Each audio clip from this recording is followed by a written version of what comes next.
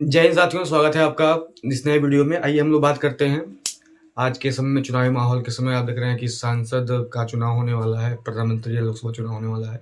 इसी पे तर्क हमने बनाया है, कुछ सोर्सेज इकट्ठा किए हैं कि सांसद क्या होते हैं और विधायक क्या होते हैं। आइए दोस्तों बात करते हैं। दोस्तों, सांसद वर्ड आप लोगों को पता होगा कि इसे कहते हैं एमपी, यानी कि मेंबर ऑफ पार्लियामेंट कहते हैं। अच्छा, ये भी जानते हैं आपकी संसद में कौन कौन लोग रहते हैं? संसद में कौन कौन लोग रहते हैं बता सकते हैं आप? तो राष्ट्रपति और लोकसभा और राज्यसभा। लोकसभा को हम लोग कहते हैं प्रथम सदन अर्थात निम्न सदन कहते हैं। राज्यसभा को हम लोग कहते हैं उच्च सदन। दोस्तों, लोकसभा अनुच्छेद 81 के अंतर्गत उसका गठन करने का प्रावधान है। और आप सभी लोग जानते भी हैं कि जो सांसद बनते हैं वो सांसद लोकसभा में ही बैठते हैं और राज्यसभा में बैठते हैं।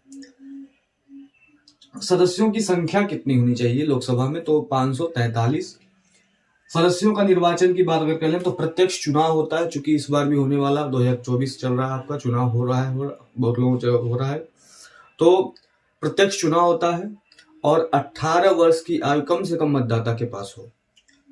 सदस्यों की हम लोग अगर योग्यता की बात करें तो अनुच्छेद 84 में सदस्यों की योग्यताओं के बारे में बताया गया है। भारत के नागरिक हों, कम से कम 25 वर्ष की आयु कंप्लीट कर चुके हों, निर्वाचन आयोग द्वारा व्यक्ति के समक्ष अनुसूची 3 प्रारूप में शपथ लिया गया हो। अनुसूची 3 में शपथ वगैरह दिलाया जाता है, तो उसके अंतर्गत वो नामांकन से पहले वो वहां पे शपथ दिलाया जाता है। उस जन प्रतिनिधित्व अधिनियम 1951 के तहत वह आरक्षित सीट SC/ST के चुनाव लड़ने हेतु राज्य या संघ क्षेत्र में उस वर्ग का सदस्य हो।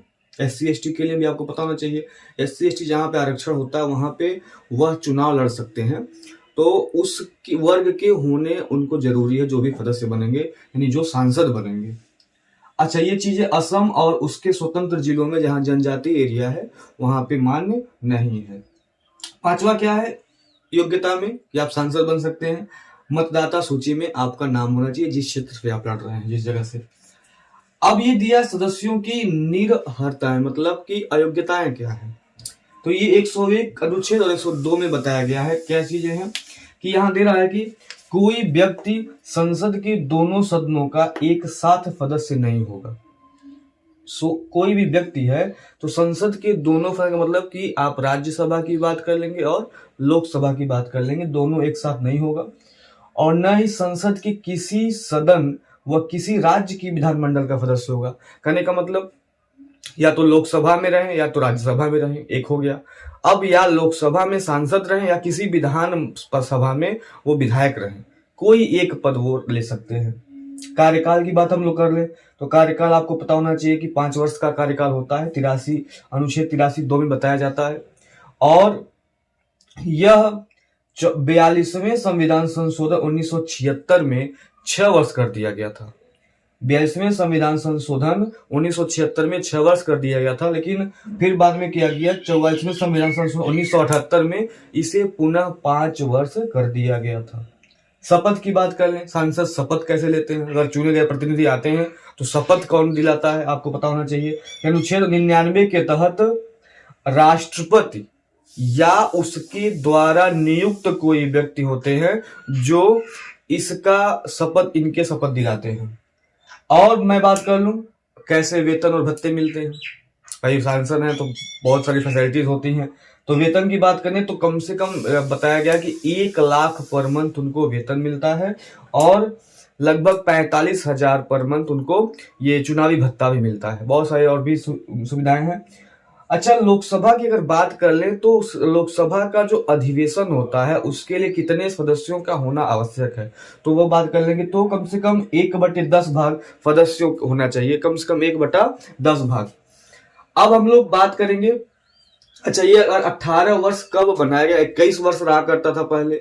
61वें संविधान संशोधन 1989 में क्या किया गया कि 21 वर्ष की आयु को घटा करके कितना कर दिया गया? 18 वर्ष कर दिया गया। अब हम लोग बात करेंगे विधायक की, अर्थात विधानसभा में जो सदस्य चुने जाते हैं। दोस्तों, हम लोग बात करेंगे तो विधानसभा की गठन की बात कर लेते हैं। ये अनुच्छेद 170 के अंतर्गत विधानसभा गठन अनुच्छेद में बताया गया है। विधायक को हम लोग क्या कहते हैं? एमएलए कहते हैं, member of legislative assembly, MLA बोला जाता है। अच्छा, जनता से चुने प्रतिनिधि विधानसभा में आते हैं। एमएलसी भी बोले जाते हैं, मेंबर ऑफ लेजिस्लेटिव, वो विधान परिषद के सदस्य होते हैं, एमएलसी बोलते हैं। मेंबर ऑफ लेजिस्लेटिव काउंसिल बोलते हैं, वो भी विधायक के थ्रू जाने जाते हैं। अब प्रत्येक विधायक कम से कम होता है 75,000 की न्यूनतम जनसंख्या पर अपना प्रतिनिधित्व करता है एक विधायक। अब विधायक की योग्यता क्या है? आप भी विधायक बन सकते हैं। अंतर क्या है कि अनुच्छेद 173 में बताया गया है कि भारत का वो नागरिक हो, कम से कम 25 वर्ष की आयु कंप्लीट किया हो। देखिए, हमारे यहाँ संविधान में कहीं भी पढ़ाई का जिक्र नहीं होता है, लेकिन फिर भी अब इसमें क्या कह रहा है कि अनुच्छेद 332 के तहत SC ST आरक्षण का प्रावधान हो, SC ST आरक्षण का प्रावधान हो। अब कार्यकाल इनकी बात करें तो 5 वर्ष 172 के तहत 5 वर्ष इनका कार्यकाल माना गया है। आपातकाल में क्या होता है कभी कभी कि संसद विधानसभा का कार्यकाल बढ़ा सकती है, संसद विधानसभा कार्यकाल बढ़ा सकती है, जो एक बार में केवल 1 वर्ष का होगा। अच्छा, ये भी सही है कि अगर आपातकाल की घोषणा समाप्त हो जाती है तो वह 1 वर्ष न होकर 6 माह रहता है, 1 वर्ष न रह करके 6 माह रहता है। वेतन भत्ते की बात करें दोस्तों तो हर प्रदेश में इनका वेतन और भत्ता का वो अलग अलग डिपार्ट है, अलग अलग बताया गया है। तो दोस्तों आशा करते हैं। अच्छा, यहाँ देख लीजिए, विधायक यूपी में विधानसभा की जो सीटें होती हैं, सबसे अधिक यूपी में 403 सीटें।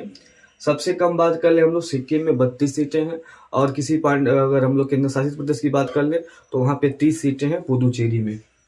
तो इस तरह से दोस्तों आशा करते हैं आपको वीडियो बहुत अच्छा लगा होगा। आप अधिक से अधिक शेयर करिए, अपनी पढ़ाई जारी रखिए। तब तक के लिए जय हिंद, जय माता।